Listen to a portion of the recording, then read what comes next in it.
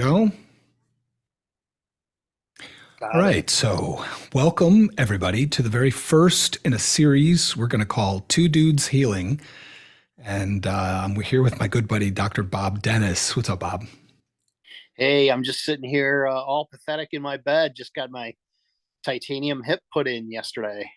Nice. You're at peak pathetic, huh? At peak pathetic, maximum patheticity. Patheticity. That's it. what is the situation post-op for you? Like, what's your sensation like right now? Like, how are you feeling in your body? Have you checked in? Yeah, totally. I was talking to my wife about this. It's like the prior to the surgery, I have a little bit of a genetic malformation in my hips. So they wore out early. I'm only 59 years old, and should have been longer than this. So I had my left hip done 3 years ago, and I just had my right hip total replacement yesterday. And prior to the surgery, I'm familiar with this, and it was the same way last time. Prior to the surgery, I had this like whole body achiness because it was like this bone on bone, like crushed nerve kind of pain that Mm. was terrible. And it just like when you have chronic pain, you just have this sense of hopelessness. Like it's never going to get better. It's only going to get worse. You know the deal, right? Yep. And then after the surgery, it's just very painful, but I'm just very cheerful about it because it feels like just soft tissue pain that you can manage with Tylenol. And every day after today, it's just going to get better. And it's really localized just to that one area. And then the really cool thing is that the biggest problem that people have at post surgically is inflammation, right? Yep. But with this device of mine that you and I both been using, I was able to knock the inflammation completely down. I didn't have to ice it like I was supposed to, like every 30 minutes for 30 minutes. And the swelling is down so much. My wife was checking it out that she said the surgical leg actually looks less swollen than my other leg. So it's Yeah. pretty awesome. Yeah. I had a very similar experience post-op, and I just got done with back surgery. And remember, I texted you. Yeah. And before we tell everybody, which we're going to do in a second, who you are and what device we're talking about and why we're having this conversation, I text you, do I not, periodically Oh, raving yeah. like a lunatic about this device that we're going to tell people about. And it's out Sure. of context. It sounds completely gratuitous and over the top. But every time I have a major surgical issue or inflammatory issue or acute injury that would otherwise put me out of the game, I immediately go from one of your micropulse devices. So, having said that, why don't you just tell the people a little bit about where your background is, how you came to PEMF, what PEMF is, and then how you came about working around it for your situation with your chronic pain with your other hip and how we got to here we Okay. know. Okay. Right Okay. now. So, basically, in 1996, I had just finished my PhD in biomedical engineering at University of Michigan, and I got a call from a guy at NASA who knew one of my friends. Kathy Clark. She was the first visiting scientist for the International Space Station, which was just about ready to be launched. And she told a guy at NASA that I could probably help him. They asked about, can we use magnetic pulses to make cells grow better in space because cells don't like to grow in microgravity. So I said, no, that's all just, rubbish. It's terrible. And they said, no, really, we want you to help us. And I said, well, I don't want to because it's going to be a waste of everyone's time. And then they really prevailed on me to like look into it seriously. And I looked into it seriously and I said, this is worse than I thought. This is like the worst scientific literature I've ever looked at. And so they said, no, we're really serious. We think there's something to it. And I said, okay, under a few stringent conditions. Number one is I need to review the entire literature. Then number two is you need to give me complete control of the experiment so that we do it right. So I reviewed the literature with 660 papers. I had a bunch of them translated from Russian and Japanese through the university. They had a service for that back then. It was really good. And I told them, I said, only about 3% of the papers are any good. So most of them were just so poorly written, you couldn't even do the experiment. So anyway, I designed the whole thing. I designed all the equipment for it. And I really had designed the experiment, the equipment and everything. And then they ran it down at Johnson Space Center, Houston. And it worked. made cells like really overexpressed genes for like growth, development, and healing, and then like by a factor of like 7 times normal gene expression for like a whole range of like proteins you need for healing and everything. And I said, no, this is BS. I don't believe this. So I said, give me back all the equipment, and I got it all back. And then I changed it all. I checked it all. Made it all cryptic. Like I would tell them, like the instructions were turn the dial to number 3, turn the second dial to B. They didn't know what at all they were doing. This double blind control, right? We did the experiment again. We got exactly the same answer. So there was something to it, right? And anyway, so long story short, they worked on it and they licensed it out to some companies. And then I was a firefighter here in North Carolina. I moved from University of Michigan to North Carolina, and I got hurt in a firefighting accident. See, red suspenders and all, right? And so I was in terrible back pain, and NASA had me doing making these things for other companies because NASA couldn't make them. It was me that designed the system, right? They would always refer any of their licensees, they would refer to me, which I could prove, of course, because I, royalty payments and stuff. Like everybody's like, oh, you're just another internet BSer, but I get like royalty payments from NASA for this, right? So can't fake that. Checks right? in the mail. That checks in the mail, buddy. So yeah, but I've had a few people challenge me, on YouTube or whatever. I'm just like, yeah, whatever, just look, I can tell them, look this up, and it's traceable, right? Because it's a federal government expenditure. Anyway, so read a book. Read a book. Well, some of them I'm not quite sure they could read, but anyway, so I was making one for a company, and man, I was so screwed up. It was like 1 a.m, and I just was barely able to get into a chair and search the internet. I was so desperate for some kind of relief. Couldn't find anything. And then I just looked over and I was like, well, I got this PEMF device and people say it might help for pain. So I literally took this thing. It's about the size of a microwave oven, right? And I put this big 6-inch diameter hard plastic coil behind my back. And I thought, well, it's not going to do anything, and I'm searching through the internet, just desperate to find anything that's going to give me relief. And all of a sudden, pop, pop, pop, pop, pop, pop. I had like the best chiropractic adjustment you could imagine. And I just happened to see the time. It was 1:14. So it was 14 minutes into this. And all of a sudden the pain just went away. And, for a guy who's had back problems, you know what that means. You pop your back and you're like, oh my God, what I just do to myself, I'm going to really suffer. But the pain never came back. And so like it went on for 2 or 3 days. It was pain free. I was like so happy. And then the pain started to come back but I was able to use the device again. It went away.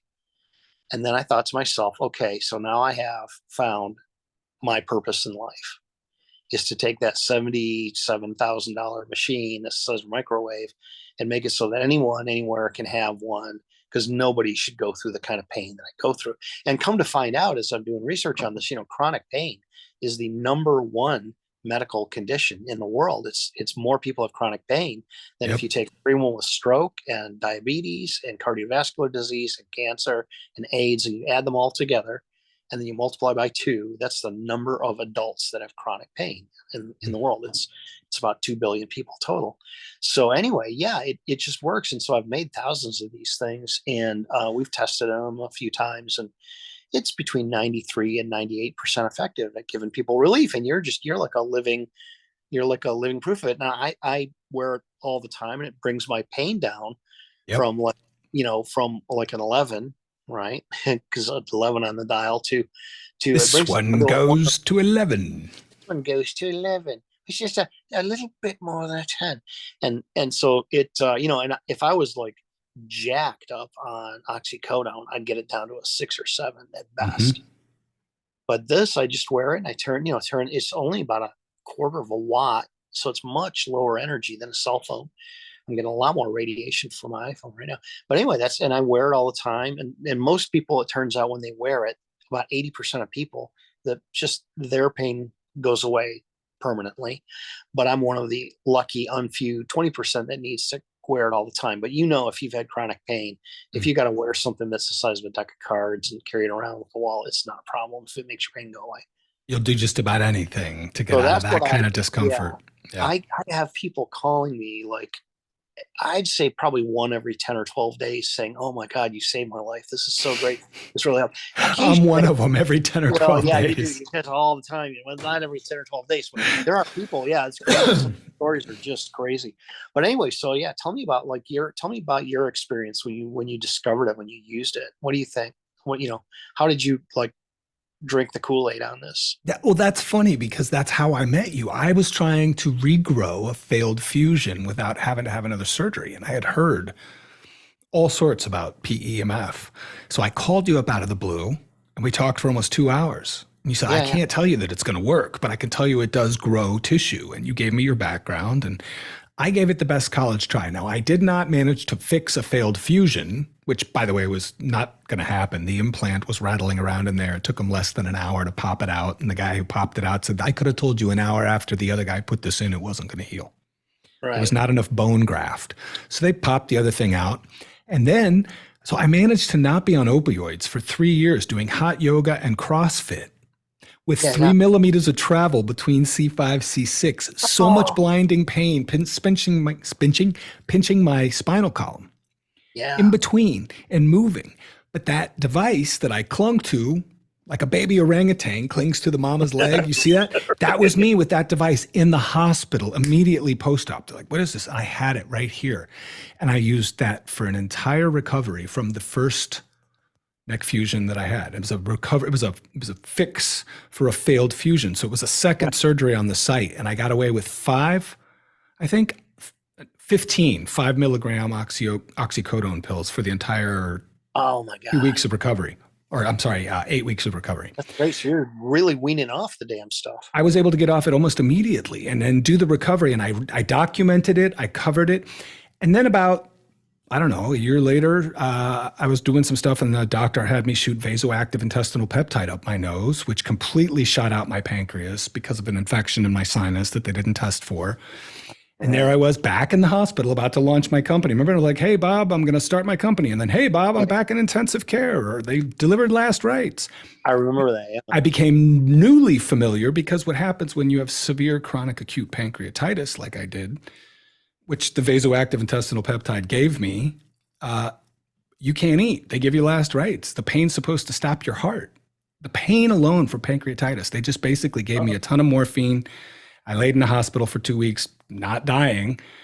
When I got out, I took a year to eat bone broth without opioids. Do you remember that? I had to go back Yeah. on them just to eat bone broth and mung bean noodles. But guess who clung to your device? Again, the whole time.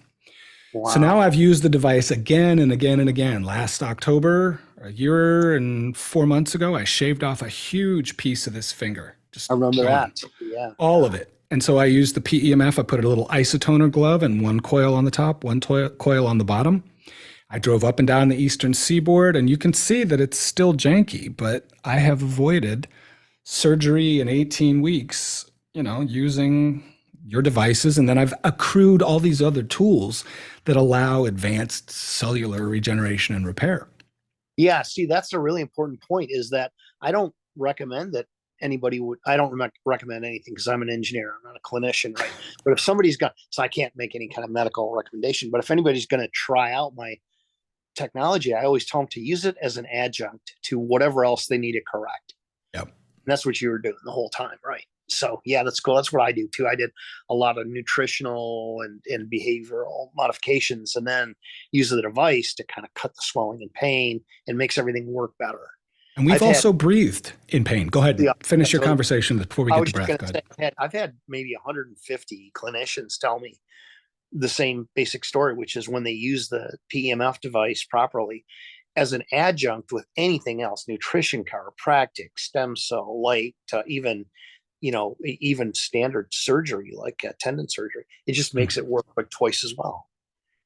And we actually measured that in that study I told you about. We did in Egypt right before they had the Arab Spring. We were doing a study of people with major facial reconstruction where they do osteogenesis or bone distraction osteogenesis, and where they'll stretch your bone and get it to grow for people who have incomplete like upper palate Mhm. is supposed to be the most painful surgery known to man, right? Because they're like Wow.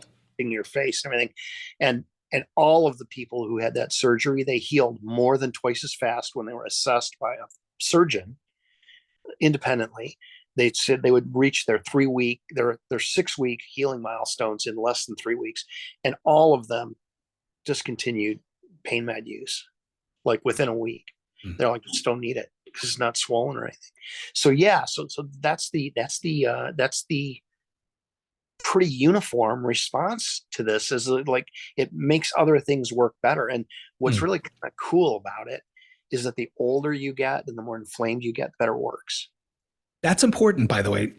What you said, it's a great adjunct. Whatever you're doing, it will allow you to do better. And so that's a great jumping off point to say that you and I have also breathed together. I was still developing NeuroAcrobatics at the time when we first started. And so you've also found a way to breathe that helps you manage the sensation. And we've talked briefly, we will address again, the potential around electromagnetism, the electrostatic properties and forces of the universe that you don't know how they work, but you seem to have been able to harness them, to find a way to bring them into work, to play for the human condition.